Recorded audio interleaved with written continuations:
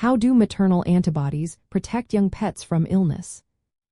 Imagine a tiny puppy or kitten just a few days old, completely dependent on its mother for protection. You might wonder how they stay safe from all the germs and viruses around them. Well, a big part of their defense comes from something called maternal antibodies.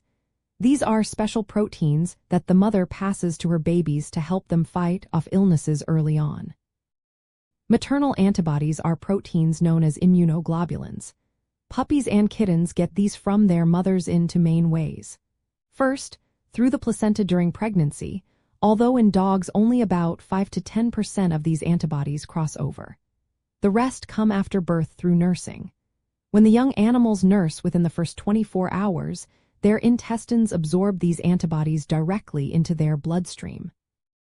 This process is super important because their intestines are most permeable during this early window, making it easier for the antibodies to get in.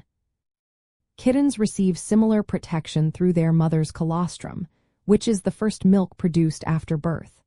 This milk contains a high concentration of immunoglobulins, providing a boost of immunity.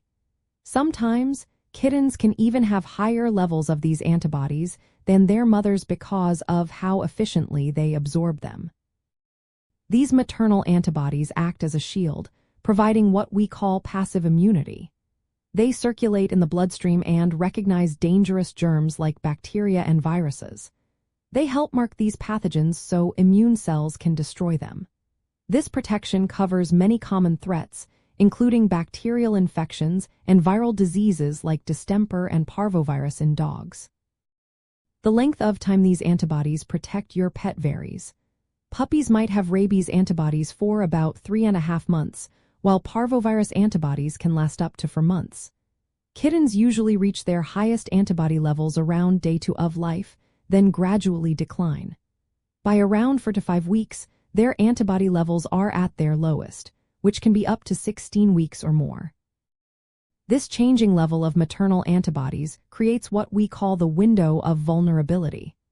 During this time, the antibodies are decreasing but may still be present enough to interfere with vaccines. That's why timing vaccinations is so important. Vaccines work best when maternal antibodies have declined enough so they don't neutralize the vaccine, but before the protection from the mother disappears completely. Most vets recommend starting vaccinations around 6 to 8 weeks of age and giving booster shots every 3 to 4 weeks until about 16 weeks old. This schedule helps ensure your pet is protected once maternal antibodies fade and their own immune system can respond. The amount of maternal antibodies your pet gets depends on the mother's own immunity. If she has strong immunity from her vaccinations, she will pass on more protection. But every puppy or kitten in the same litter might get different amounts, depending on how they nurse and absorb the antibodies. That's why we can't predict exactly when each one will be ready for vaccines.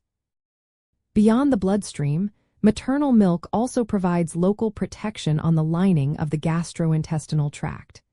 These immunoglobulins in the milk help prevent intestinal infections as long as the young animal continues to nurse. Understanding how maternal antibodies work helps us plan the best vaccination schedule for your pet. It's a natural way of bridging the gap between birth and when their own immune system is strong enough to keep them safe. Proper timing of vaccinations ensures your young pet stays healthy and protected during those early, vulnerable weeks.